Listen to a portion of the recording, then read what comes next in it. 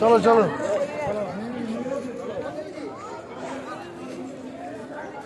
কত খুশি, কত আনন্দ, তার কোনো কষ্ট নেই। বজরংবলীকে দেখে কেমন করছে দেখো, আবার চলে গেছে। জয় বজরংবলী, জয় শ্রীরাম।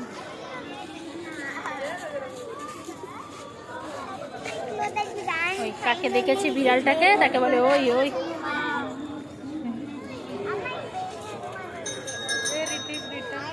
দেখো